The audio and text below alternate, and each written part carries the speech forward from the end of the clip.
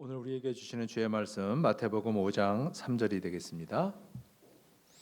우리 한 목소리로 함께 합독하겠습니다. 시작. 심령이 가난한 산 복이 있나니 천국이 그들의 것임이요. 아멘. 오늘부터 산상수훈을 통해 주시는 주의 말씀에 귀를 기울이려고 합니다. 성경이 다 그렇지만은 산상수훈 전체도 다 주옥 같은 말씀이어서 중요하지 않은 구절이 단 한 구절도 없습니다. 그런데 우리가 이 산상수훈 전체를 아우르는 가장 핵심이 되는 구절이 있다면 그 구절은 마태복음 7장 17절의 말씀입니다. 그 말씀이 무엇이냐면 좋은 나무가 좋은 열매를 맺고 좋지 않은 나무가 좋지 못한 열매를 맺는다 하는 말씀이에요. 좋은 나무가 좋은 열매를 맺는다 하는 이 말씀은 너무나도 당연한 자연의 이치이면서 보편적인 진리입니다. 동서고금을 막론하고 인종과 종교를 초월해서 모든 사람이 동의하는 만고불변의 진리죠. 누가 들어도 이 말씀은 아멘이에요. 옛날 사람이 들어도 아멘이고 현대인들이 들어도 아멘이고 미래의 사람들이 들어도 아멘입니다. 미국 사람이 들어도 아멘이고 한국 사람이 들어도 아멘이고 아프리카 사람이 들어도 아멘이에요. 이 말씀은 기독교인들이 들어도 아멘이고 불교인이 들어도 아멘이고 산신령을 믿는 사람이 들어도 아멘이에요. 결국 좋은 나무가 좋은 열매를 맺는다. 결국 이 나무의 가치는 열매가 결정한다 하는 것이죠. 그러면 어떻게 하면 좋은 열매를 맺을 수 있을까? 그것은 고민거리가 아니라는 거예요. 좋은 나무가 되면 저절로 신경 쓰지 않아도 자연스럽게 좋은 열매를 맺게 된다는 것입니다. 그래서 예수님의 산상수훈은 팔복으로부터 시작합니다. 이 팔복은 성품에 대한 것, 인격에 대한 복이에요. 그래서 어떻게 하면 좋은 열매를 맺을 수 있을까? 어떻게 하면 좋은 나무가 될 수 있을까? 그거에 대한 말씀이 팔복이에요. 그래서 우리가 우리의 마음이 어떻게 하면 좋은 열매를 맺는 나무가 될 수 있을까? 그것에 대해 말씀하는 것이 팔복입니다. 앞으로 오늘을 포함해서 8주에 걸쳐서 팔복에 대한 말씀을 하나씩 살펴보려고 합니다. 우리가 읽는 개역 성경에는 심령이 가난한 자는 복이 있나니 천국이 그들의 것이며 이렇게 돼 있어요. 우리가 이 말씀을 그대로 읽어보면 심령이 가난한 것이 복의 조건이구나 이렇게 생각할 수 있어요. 예수님께서 복 받기 위해서는 심령이 가난하라고 하는구나 이렇게 이해할 수 있는데 원문에는 그렇게 돼 있지 않습니다. 원문에는 어떻게 돼 있냐면 복되도다 너희 심령이 가난한 이들이요. 왜냐하면 천국이 너희 것이기 때문이다. 그래. 이게 NIV 성경에도 그렇게 돼 있어요. 그러니까 NIV 성경이 오늘 우리 개역 성경보다는 더 원문에 충실하게 번역되어 있는 거죠. 그래서 예수님은 예수의 제자된 자들에게 너희들이 복 받으려면 심령이 가난해라 이렇게 말씀하시는 게 아니에요. 팔복에는 비동사가 없습니다. 이렇게 되라 저렇게 되라 하는 비동사가 없어요. 이미 예수님은 예수님을 믿는 제자들에게 너희들은 복되다 그렇게 복을 선언하고 계십니다. 예수님께서 말씀하시는 이 복은 당시 사람들이나 오늘 우리 시대의 사람들이 생각하는 복과는 달라요. 세상 사람들이 생각하는 복, 행복은 영어로 말하면 해피니스죠. 이 해피니스라는 말은 해픈에서 나왔어요. 해픈이라는 말은 뭐냐면 내 의지와 무관하게 주어지는 거예요. 그게 행복이에요. 그래서 우리는 다른 사람들에게 그 럭 이러면서 그 사람에게 복을 빌어주잖아요. 그럼 굉장히 기분 좋아요. 그게 왜냐하면 내 의지와 무관하게 행복이 내게 주어지라는 것이거든요. 그런데 예수님께서 말씀하시는 팔복에서 말씀하시는 이 복은 해피니스가 아닙니다. 블레싱. 그러면 예수님께서 말씀하시는 이 블레싱은 어디서 온 말이냐면 bleed, 피 흘림에서 온 것입니다. 예수님의 블레싱은, 하나님의 블레싱은 해피니스와는 우연히 주어지는, 자기 의지와 무관하게 주어지는 그 해피니스와는 근본적으로 다른 거예요. 하나님의 복, 하나님의 블레싱은 피 흘림에서 오는 것입니다. 예수의 십자가 은혜, 그 피 흘림에서 오는 것이 하나님께서 말씀하시는 블레싱, 축복입니다.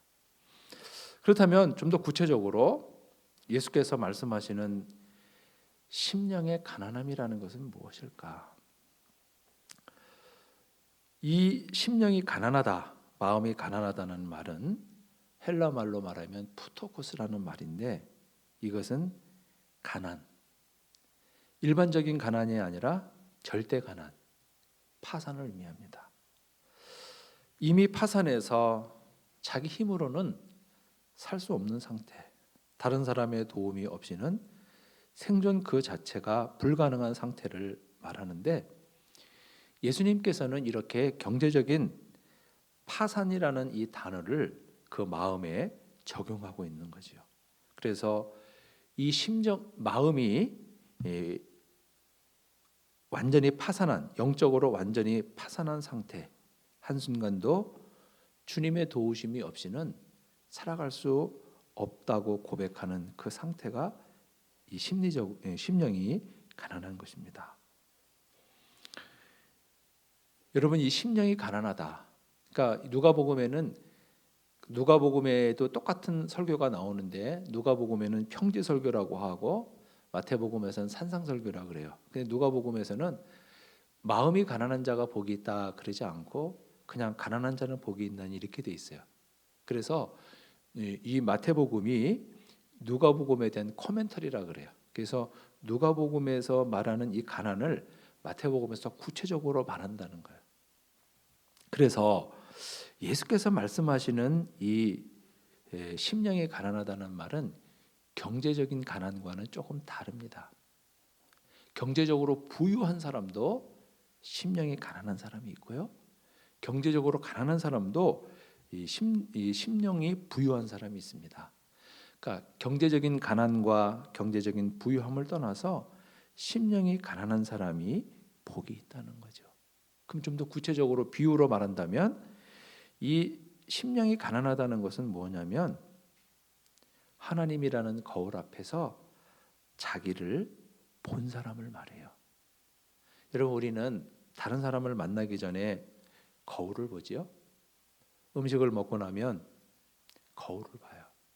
왜냐하면 내가 모르게 나의 어딘가에 오물이 묻어 있을지도 모르기 때문에 거울을 보면서 자기를 확인하는 거예요. 우리가 거울을 보기 전에는 자기 얼굴에 더러운 것이 묻었는지 묻지 않았는지 알 수 없습니다. 마찬가지로 우리가 하나님이라고 하는 그 절대자, 그 절대자라는 그 거울 앞에 서지 않고는 우리가 누군지 모릅니다. 하나님이라고 하는 그 절대자 앞에, 그 크신 하나님 앞에 섰을 때 내가 얼마나 왜소한 존재인지, 하나님의 그 영원하심과 전능하심 앞에서 인간이라고 하는 존재가 얼마나 유한하고 얼마나 무능한 존재인지를 우리는 비로소 깨닫게 되는 것이에요. 그리고 하나님의 그 거룩하심 앞에서 우리 인간이 얼마나 큰 죄인인지를 비로소 알게 되는 것입니다. 사도 베드로가 주님을 만났을 때 그 모습을 우리가 함께 생각해 보면 심령이 가난하다는 것이 어떤 것인지 좀 더 구체적으로 알 수 있을 것 같아요. 베드로가 밤새도록 갈릴리 호수에서 그물을 내렸습니다. 갈릴리 호수에 관한 한 베드로는 박사입니다. 다른 건 몰라도 베드로는 갈릴리 호수를 손바닥처럼 보는 사람입니다. 어느 때 어느 곳에 그물을 내리면 물고기를 잡을 수 있는지 다 아는 사람이에요. 그런데 베드로가 주님을 만난 그날은 정말 이상하게도 그 예감이 다 틀려요. 별짓을 다 해봤는데도 고기를 못 잡았어요. 근데 그 앞에 예수께서 다가오셔서 하시는 말씀이 깊은 데 그물을 내리라 그래요. 이미 여러 번 내렸거든요. 이미 여러 번 내렸는데도 한 마리도 잡지 못했습니다.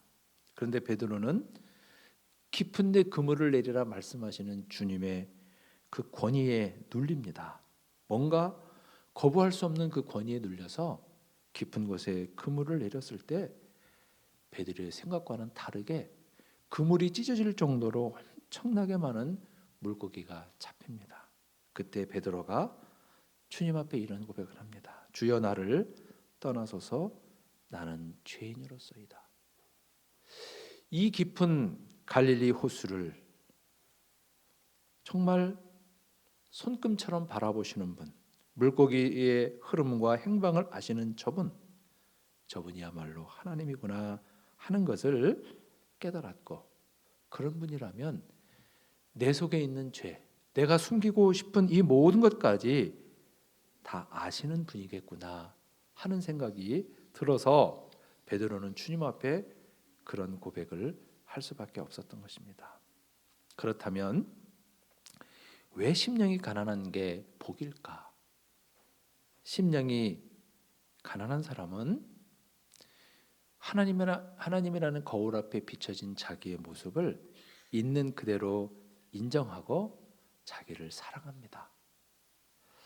여러분, 요한계시록 3장에 보면 빌라델피아 교회가 나오는데, 빌라델피아 교회는 교회 머리 대신 예수님으로부터 칭찬만 받은 교회예요. 단 한마디의 책망도 없었습니다. 이 빌라델피아 지역에 지진이 나서 사람들이 다 도시를 떠나요. 그래서 인구가 감소해서 도시가 소멸 위기까지 몰리게 되고, 그 지역의 경제 패권을 쥐고 있는 유대인들이 계속해서 교회를 핍박했습니다. 이런 상황에서 빌라델피아 교회는 존립 자체가 굉장히 위협받았어요.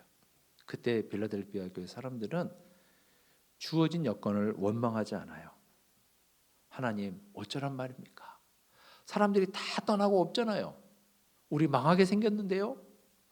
유대인들은 계속해서 핍박하는데요. 그러지 않아요. 이 빌라델피아 교회 사람들은 교회가 정말 존립 자체가 위협받았을 때 우리가 할 수 있는 일이 무엇일까 생각을 합니다. 그러면서 그들이 한 일이 뭐냐면 자기들끼리 복음으로 충만해지는 거예요.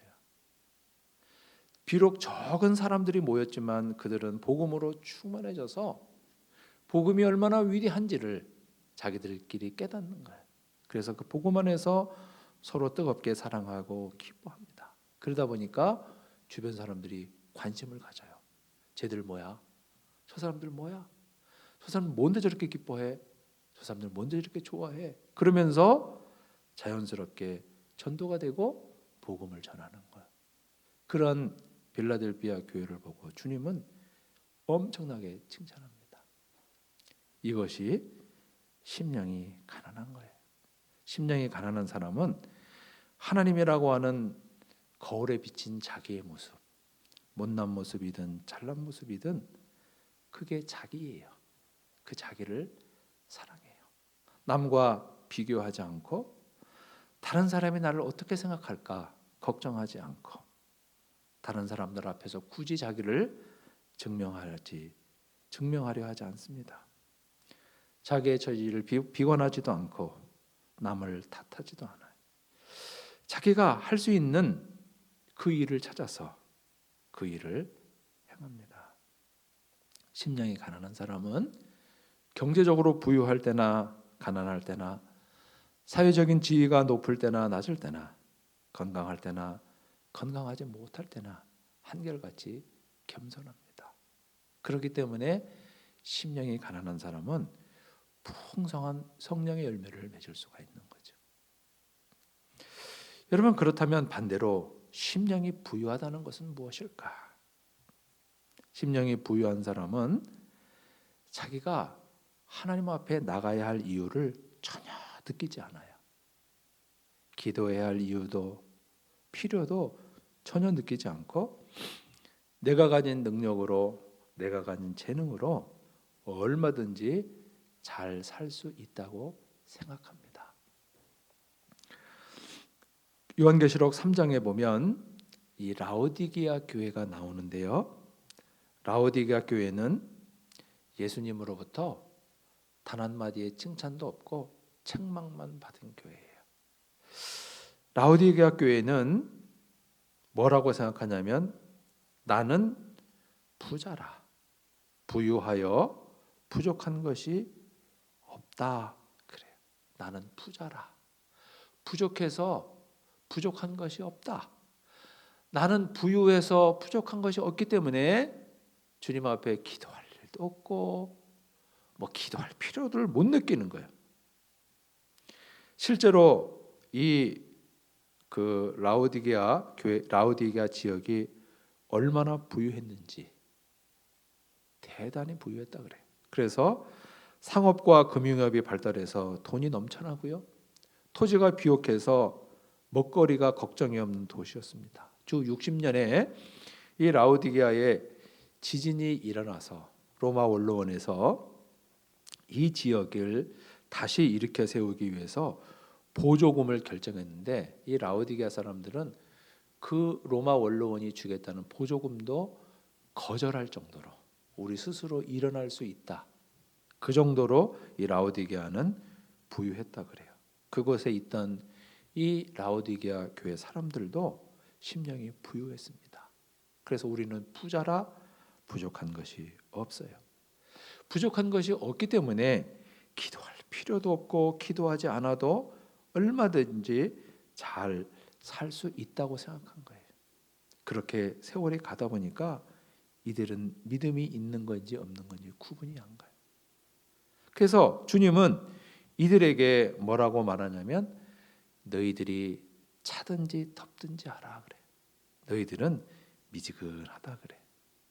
여러분, 이 부분에 대해서 우리가 오해하면 안 돼요. 주님이 라오디게아 교회를 향해서 미지근하다 이렇게 말씀하신 건 너희들 빵점이다 이 소리예요. 근데 우리 한국 교인들은 어떤 분들은 뜨거운 건 100점, 차가운 건 빵점, 미지근한 건 한 6, 70점 되는 거 아니야? 이렇게 생각해요. 그건 완전 착각입니다. 이 라오디게아는 히에라볼리에서 흘러나오는 온천수가 있거든요. 히에라볼리는 지금도 거기가 온천이 발달해서 로마의 고관 대적들이 그 노후를 보내는 그러한 지역인데 그곳에서 뜨거운 온천이 히에라볼리에서 이 라오디게아까지 오는 동안에 물이 미지근해집니다. 근데 미지근한 물은 쓸데가 없어요. 당시 그 지역 사람들은 뜨거운 물을 가지고는 목욕을 하고요. 차가운 물은 마셨습니다. 근데 이 미지근한 물은 목욕도 못해, 마실 수도 없어. 폴려보내는 거예요. 바로 이걸 보면서 주님이 이 라오디게아 교회를 향해서 너희들은 빵점 이런 거예요. 근데 우리는 스스로 그걸 잘못 생각해요. 자의적으로. 그래서 뜨거운 건 100점, 차가운 건 빵점, 미지근하니까 한 60점, 70점? 이거 아니에요. 이 미지근하다는 것은 주님의 혹독한 책망입니다. 너희들의 믿음은 버려지는 믿음이다. 뜨겁거나 차갑거나 하라는 것은 쓸모 있으라는 건데 쓸모없는 믿음이라 그런 뜻입니다. 그런데 예수님께서는 라오디게아 교회를 향해서 나는 부자라 부유하여 부족한 것이 없다 하나 내 곤고한 것과 가련한 것과 가난한 것과 눈먼 것과 벌거벗은 것은 알지 못한다 그래. 주께서 이 교회를 보니 곤고하고 가련하고 가난하고 눈멀었고 벌거벗었어요. 이 사람들은 그걸 못 보는 거예요. 그래서 만약 정말 이들이 심령이 가난해서 라오디게아 사람들이 심령이 가난해서 자기들의 곤고한 것과 가련한 것과 눈먼 것과 벌거벗은 것과 병든 것을 알았다면 주님을 향해서 죽기 살기로 매달렸을 거예요.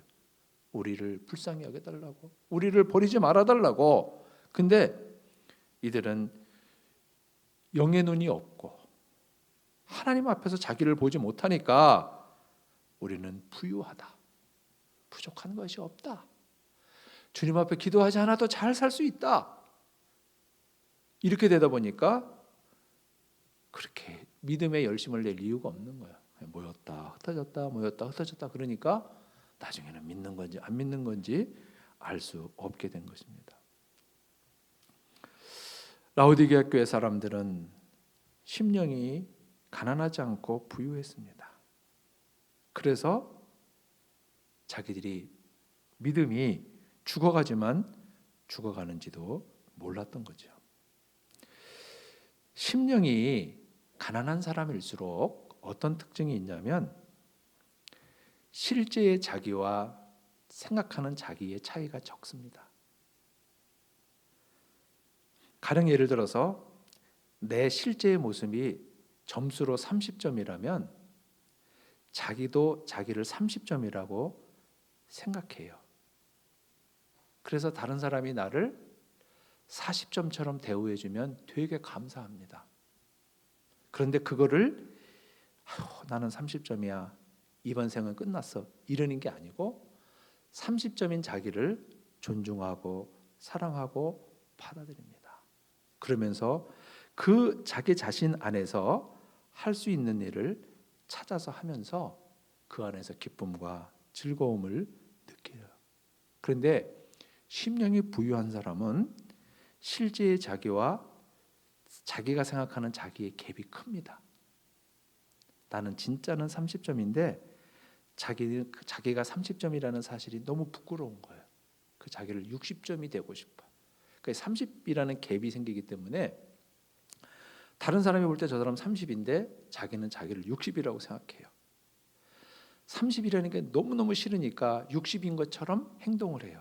그래서 다른 사람이 저 사람을 존중해서 40처럼 대우해주면 굉장히 기분 나빠하고 화를 내요. 근데 60인데 네가 뭔데 나를 30이라 그러냐 그래요.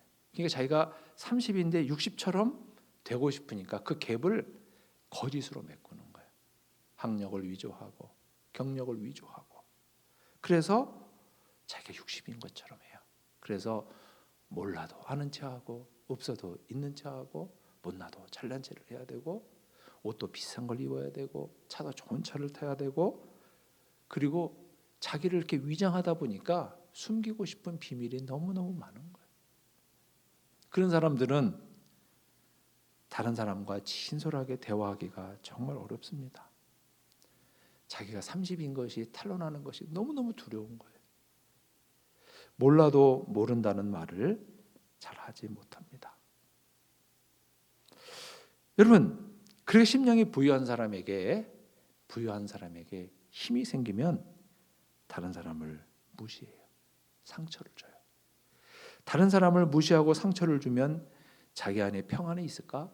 평안이 없어요. 왜냐하면 무의식적으로 나도 누군가에게 이렇게 무시당할 수 있다는 두려움 때문에 그 마음에 평강도 없고 기쁨도 없고 그리고 겸손도 없는 거예요. 언제든지 하나님과 멀리 있을 수밖에 없는 것이에요. 팔복의 이 시제를 보면 참 재미있습니다. 제1복 심령이 가난한 자와 제8복 의를 위하여 핍박을 받는 자, 이 복은 현재 시제로 되어 있습니다. 그래서 심령이 가난한 자와 의를 위해 핍박을 받는 자는 공통적으로 하나님 나라를 차지한다, 이렇게 되어 있습니다. 그런데 그 다음에 나오는 복, 애통한 자, 마음이 청결한 자, 온유한 자, 여기는 전부 다 미래 시제로 되어 있습니다. 그러니까 애통하고 온유하고 마음이 청결하고 그 사람이 받는 복은 조금 시차를 두고 있다는 거죠. 내가 지금 애통하자마자 위로를 받는 게 아니라 애통하고 조금 있다가 위로를 받는 거예요. 그러나 심령이 가난한 거나 이런 사람들은 바로 그 가난 속에 하나님의 복이 임한다는 거죠. 하나님의 영, 하나님의 영, 그리고 사람의 영. 이거 똑같이 헬라 말로는 푸뉴마입니다. 근데 하나님의 영과 사람의 영, 이것이 서로 통하고 교통하기 위해서는 이 사람의 심령이 가난한 것이 굉장히 중요한 거예요. 그 가난 속에 하나님의 영과 사람의 영이 교통한다는 것입니다. 심령이 가난한 사람일수록 자기를 사랑하고 자기의 존재, 자기 현재 상태를 받아들이고 부끄러워하지 않습니다. 그래서 겸손해요. 그래서 그런 사람에게는 하나님의 나라가 임하고 평강이 있기 때문에 세월이 가면 갈수록 그에게는 풍성한 성령의 열매들이 맺혀지게 되는 것입니다. 세월이 가면서 더 따뜻한 사람, 더 겸손한 사람, 약자를 보듬어 줄 수 있는 그러한 사람이 돼요. 그런데 심령이 부유한 사람, 그런 사람은 세월이 가도 그 마음 안에 평강과 겸손함이 없기 때문에 이렇게 풍성한 성령의 열매를 맺고 살아가기가 어렵습니다. 심령이 부유한 사람은 강한 사람 앞에서는 비굴하고 자기보다 약한 사람 앞에서는 교만합니다. 물질로 자기를 증명하려는 사람은 자기보다 부유한 사람 앞에서는 비굴하고 자기보다 가난한 사람을 무시해요. 권력으로 자기를 증명하려는 사람은 역시 자기보다 힘이 센 사람 앞에 비굴해요. 그러나 권력이 없는 사람한테는 또 아주 냉혹합니다. 심령이 부유한 사람은 기본적으로 좋은 나무가 될 수 없습니다. 그래서 좋은 열매를 기대할 수 없는 거죠. 우리가 겉으로 보았을 때 굉장히 큰 나무, 잎이 무성하고 가지도 넓게 뻗어 있어서 굉장히 열매가 많을 것 같은데 의외로 열매가 없는 나무도 있습니다. 그렇게 될 가능성이 대단히 높은 거예요. 제가 한국에서 부목사로 사역할 때 매주 월요일 아침에 교회에 나와서 청소하시는 분이 있었어요. 교회가 워낙 크고 건물도 여러 개이기 때문에 월요일 아침이면은 교회가 적막합니다. 사람이 없어요. 교회 경비 보시는 분들 한두 분, 그 정도밖에 없습니다. 월요일 아침이면 목회자들도 출근을 안 하니까 교회가 적막하고 일반 교인들은 거의 나오는 분이 없는데 그분은 월요일에 일찍 나와서 그 교육관 들어가는 그 유리로 된 그 문을 깨끗하게 닦습니다. 제가 멀리서 이렇게 봐요. 근데 그분이 교회를 청소한다는 사실을 아는 사람은 없어요. 일반 교인들도 모르고 목회자들도 몰라요.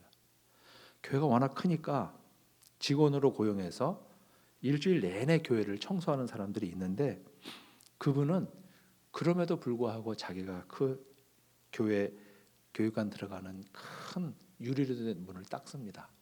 그리고 그렇게 몇 시간을 닦고 나서 시장에 나가서 장사를 하는 거예요.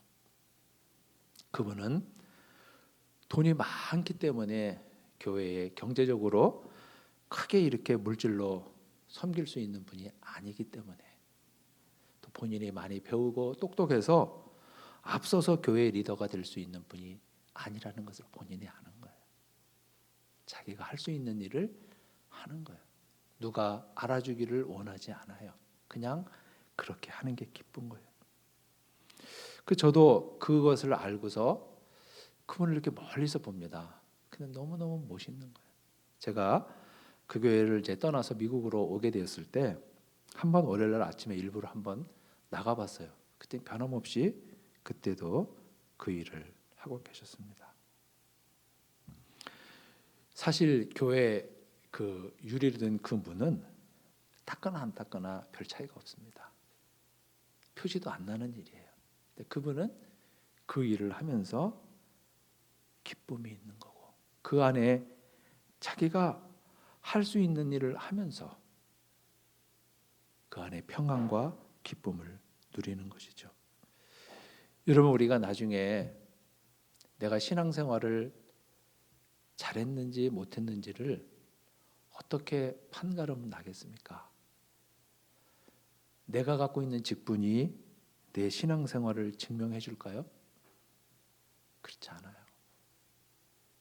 예수님이 보고자 하는 것은 열매입니다. 내가 신앙생활을 하면서 내 인격 속에 어떤 열매를 맺었는가? 사실 그거거든요. 근데 그게 성령의 9가지 열매예요. 그런데 오늘 주님께서 말씀해 주시는 것은 뭐냐면 성령의 그 풍성한 열매를 맺기 위해서 가장 중요한 것은 좋은 나무가 되라는 거예요. 그 나무, 좋은 나무가 되는 첫 번째 원칙이 심령의 가난함입니다. 심령이 가난한 사람이 좋은 나무가 되고, 심령이 가난한 사람이 너무나 자연스럽게 풍성한 성령의 열매를 맺게 된다는 거죠. 심령이 부유한 사람은 그 마음에 평강이 없습니다. 비밀이 너무 많아요. 그리고 자기가 원하지 않는 것이 드러날까 봐 두려워요. 그렇기 때문에 좋은 성령의 열매를 맺을 수가 없게 되는 것입니다. 좋은 열매를 맺어야 되겠다 결심해서 되는 게 아니고, 좋은 나무가 되면 자연스럽게 좋은 열매를 맺게 된다는 거예요. 그 첫 번째 조건이 심령의 가난함입니다. 우리 예수마을교회 공동체 위에 이 은혜가 풍성하시기를 축복합니다. 기도하겠습니다. 주님, 감사합니다. 오늘도 저희를 불러서 이 귀한 자리에 세워주신 것을 감사합니다. 주님, 저희들이 주님 앞에서 가난한 심령으로 살아갈 수 있도록 인도해 주시고, 하나님이라는 그 거울 앞에 비춰진 우리 자신들의 모습을 존중하고 자신을 사랑하며, 그래서 가난한 심령으로 하나님 앞에 살아가는 저희들 되도록 하나님께서 은혜를 내려주시고, 우리 안에 겸손한 모습이 있게 하시고, 우리 안에 또 주님의 평화가 임하여서 하나님의 나라를 날마다 경험하는 은혜를 누릴 수 있도록 인도해 주옵소서. 그 기쁨과 평화 속에, 그 겸손함 속에 자연스럽게 맺혀지는 풍성한 성령의 열매들이 우리 속에 풍성케 하여 주시어서 우리가 주님 안에, 주님 안에서 칭찬받는 믿음의 사람들이 되게 하여 주옵소서. 예수님의 이름으로 기도하옵나이다.